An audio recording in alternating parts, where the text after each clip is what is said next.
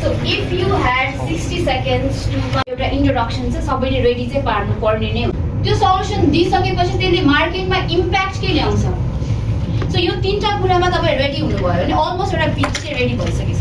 How र why यसले तलबाट माथि जान्छ, तर जानुपर्ने कसरी हो भन्दाखेरि चाहिँ फर्स्टमा हामीले सधैँ आन्सर गर्नुपर्ने भनेको वाइ हो। पनि गर्छौँ, यो सेकेन्ड कम्पनीले भनिरहेको हो, हामी जे पनि गर्छौँ हामी यस्तो प्रडक्ट बनाउँछौँ जुन चाहिँ अहिले चलिआएको चलन चल्तीलाई चाहिँ हामी ब्रेक गरेर नयाँ केही चाहिँ हामी सुरुवात गर्ने कम्पनी हो भनेर भन्छ है। हामी चाहिँ अरूभन्दा एकदमै भिन्न सोच राख्ने कम्पनी हो भनेर भन्छ। सो उहाँहरूले चाहिँ फर्स्टमा वाइको आन्सर गरिराख्नु भएको छ। नम्बर 2 ले stand on the line for 6 hours to buy a cell phone from ABC company as they did for the release of Apple's iPhone। जस्तै गरेर वाइ, त्यो वाइको आन्सर चाहिँ तपाईसँग फर्स्टमै हुनुपर्छ र अन्तिममा भनेको चाहिँ वाइ योर टिम हुन्छ। अब हामी चाहिँ पिच डेकलाई चाहिने कुराहरू के हो भनेर सिक्छौँ है। ओके, मैले चाहिँ तपाईँहरूको सजिलोको लागि यो पोइन्ट्सहरूमा ल्याएको छु। सो फर्स्ट भनेको टाइटल, तपाईँको टाइटल एकदमै क्याची हुनुपर्छ होइन। राम्रो खाले प्रडक्टको नेम, आइडियाको नाम चाहिँ अरूभन्दा भिन्न हुनुपर्छ। प्रब्लमको लागि सल्युसन के दिइराख्नु भएको छ त है। त्यो इनोभेसन भन्ने शब्द मलाई एकदमै इन्ट्रेस्टिङ लाग्छ कि मैले चाहिँ यसको अर्थ धेरै वर्षसम्म एकदमै गलत बुझिरहेको थिएँ रहेछ। कसैलाई थाहा छ इनोभेसन भनेको के हो? कसैले बुझाइदिन सक्नुहुन्छ सरल भाषामा? इनोभेसन भनेपछि के बुझ्नुहुन्छ?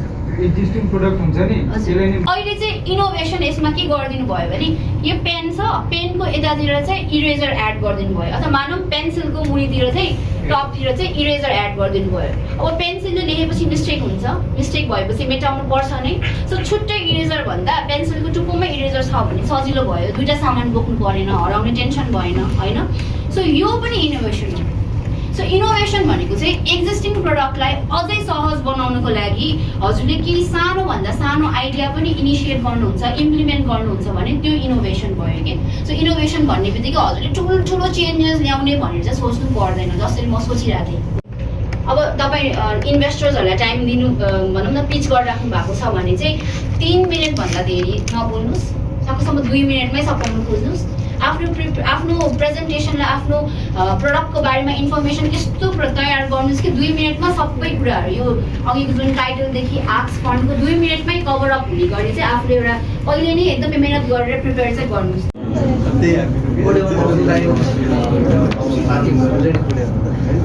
इन्भाइरोमेन्ट बनाउने शान्त तरिकाको जहाँ मान्छे त्यहाँ गयो भने जस्तो सुकै टेन्सन पनि हटेर बेलुका घर फर्किँदा हाम्रो चाहिँ मूल्य विदेशीको हामीले जानकारी प्राप्त गरेको छौँ।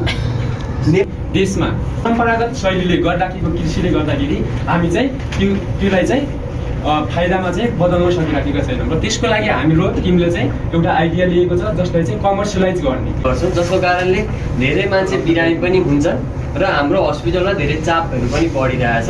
त्यसको लागि चाहिँ अब हामीले हरेक दिन प्रयोग गर्न मिल्ने खालको सजिलै र कुनै एक्सपर्टिज नचाहिने मान्छेलाई कुनै। So we finally wrapped up the session, and it was such a participative session. So thank you so much for the opportunity.